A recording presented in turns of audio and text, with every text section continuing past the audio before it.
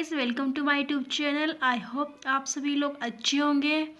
तो आज हम इकाई योजना की रूपरेखा जो कि विषय ले रखा है मैंने यहाँ पर भौतिक विज्ञान, उस पर बात करने वाले हैं। तो उससे पहले आप सभी लोगों से मैं बोलना चाहती हूँ, यदि आप चैनल पर पहली बार विजिट किया है तो प्लीज़ चैनल को सब्सक्राइब कर दीजिए और बेल आइकन दबा दीजिए ताकि आने वाले नए वीडियो का नोटिफिकेशन सबसे पहले आप तक पहुँचे और आप उसका लाभ उठा सकें। तो चलते हैं, वीडियो शुरू करते हैं। जैसा कि आप देख सकते हैं यहाँ पर इकाई योजना की रूपरेखा कैसे बनती है वो दिखाया जा रहा है। तो यह सब्जेक्ट ले रखा है भौतिक विज्ञान और इकाई का नाम, शीर्षक, उसके नीचे उप इकाई का नाम दे रखा है। तो यहाँ हमें 4 उप इकाई ली हैं: बल, भौतिक राशियाँ, ऊर्जा और उपग्रह। ये 4 कॉलम दे रखे। तो जितने कॉलम होंगे यहाँ उतने हमें यहाँ लिखने पड़ते हैं उप इकाई का नाम। तो यहाँ पर 4 कॉलम होते हैं। उसके बाद आता है विषय वस्तु विश्लेषण का कॉलम, उसके बाद उप इकाई व शिक्षण बिंदु, फिर उद्देश्य, विभागत परिवर्तन, फिर सहायक सामग्री, फिर आता है छात्र अध्यापक छात्र अध्यापिका, फिर छात्र क्रिया, फिर छात्र छात्रा, फिर श्यामपट्ट सारांश, फिर मूल्यांकन, फिर आता है गृह कार्य। अंतिम है 9 नंबर का गृह कार्य। यदि आपकी डायरी इस प्रकार की है तो आप यहाँ से देख सकते हैं और अपनी डायरी को कंप्लीट कर सकते हैं इस वीडियो के माध्यम से। और जो भी मतलब आपका सब्जेक्ट यदि आर्ट्स में है, आर्ट्स के अंदर है, कोई भी सब्जेक्ट हो आपका, ये साइंस का है, तो आपके पास कोई सब्जेक्ट हो तो उसके आपने जो लेसन प्लान बनाए हैं वहाँ के जो टॉपिक है ना, उनमें से 4 टॉपिक यहाँ लिख देना, फिर उनके बारे उनको यहाँ उतार देना। इसके मतलब इस पैटर्न के आधार पर आप अलग सब्जेक्ट के बना सकते हो इस पैटर्न के हिसाब से। तो आप अपने हिसाब से देख लेना, इस पैटर्न के हिसाब से आप अपने सब्जेक्ट का तैयार कर सकते हो इकाई योजना की रूपरेखा। और हमारे यहाँ पर ये विज्ञान का इकाई योजना की रूपरेखा। यदि आपको मैथ की इकाई योजना की रूपरेखा चाहिए तो आप हमारे चैनल पर विजिट कीजिए, मैंने वहाँ पर मैथ की इकाई योजना की रूपरेखा डाल रखी है। तो अब आगे चलते हैं। ये है बल। तो यहाँ पर पहला टॉपिक है बल, सेकंड है भौतिक राशियाँ, थर्ड है ऊर्जा और फोर्थ है उपग्रह।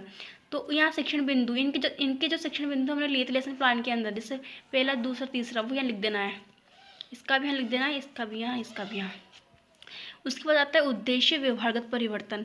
तो यहाँ पर हमारे जो उद्देश्य व्यवहारगत परिवर्तन 6 विशिष्ट उद्देश्य थे हमारे, 6 विशिष्ट उद्देश्य थे हमारे। तो ज्ञान, अवबोध, ज्ञान उपयोग, कौशल, अभिरुचि, अभिवृत्ति, इनको लिख देना है।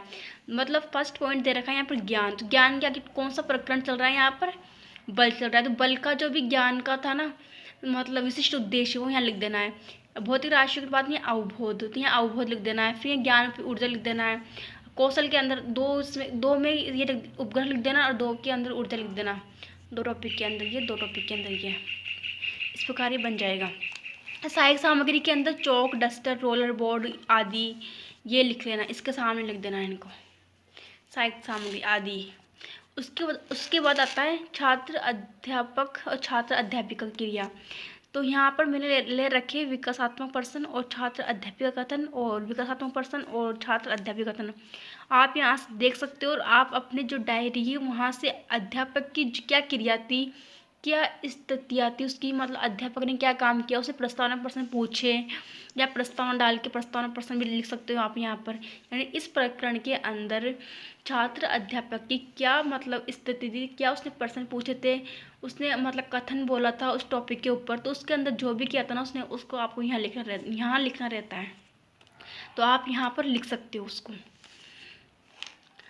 उसके बाद आता है छात्र वाला। तो छात्र अध्यापक जो भी क्रिया, मतलब जो भी उसकी स्थिति होगी उसके हिसाब से जो छात्र की जो क्रिया होगी ना, मतलब यदि छात्र अध्यापक यदि मतलब कथन किस टॉपिक के बारे में व्याख्या कर रहा है तो छात्र ध्यानपूर्वक सुनेंगे।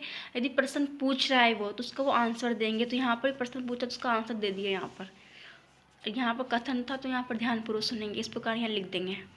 उसके बाद आता है श्यामपट्ट सारांश। तो जहाँ इस टॉपिक के बारे में उसने, बल के बारे में कुछ भी जो भी उसने अध्यापक ने बोला उसको श्यामपट्ट पर लिख के बताएगा, तो उसके आगे इस प्रकार लिख देना है। उसके बाद आता है मूल्यांकन। तो मूल्यांकन के अंदर जो हमारे प्रश्न थे वो किस टाइप के थे, मतलब वो मतलब विषय वस्तु, मतलब वस्तुनिष्ठ प्रश्न थे, अति लघुत्रात्मक थे या लघुत्रात्मक थे या निबंधात्मक थे, उसका टाइप यानी टाइप ऑफ क्वेश्चंस का प्रकार किस प्रकार का था वो यहाँ लिखना रहता है। तो यहाँ पर मैंने 1 2 3 आप देख सकते हो यहाँ से और अपना लिख सकते हो। उसके बाद आता है गृह कार्य। तो गृह कार्य में एक इस टॉपिक का जैसे बल है यहाँ पर, तो उसका गृह कार्य मैंने क्या दिया था उस लेसन प्लान डायरी के अंदर, तो वो क्वेश्चन को यहाँ पुट कर देना, यहाँ पर रख देना क्वेश्चन को, यहाँ पर लिख देना क्वेश्चन को। इस प्रकार ये हमारे बन के तैयार हो जाती है रूपरेखा।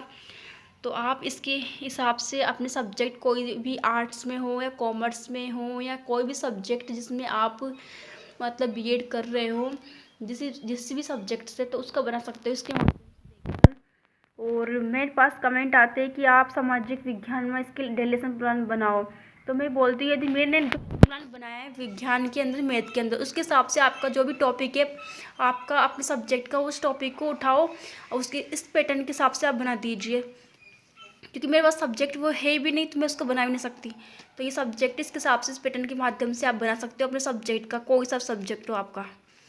तो गाइस यदि वीडियो आपको पसंद आता है तो प्लीज़ चैनल को सब्सक्राइब कर देना और वीडियो को लाइक कर देना। और तो चलते हैं, थैंक्स फॉर वॉचिंग, मिलते हैं नेक्स्ट वीडियो में।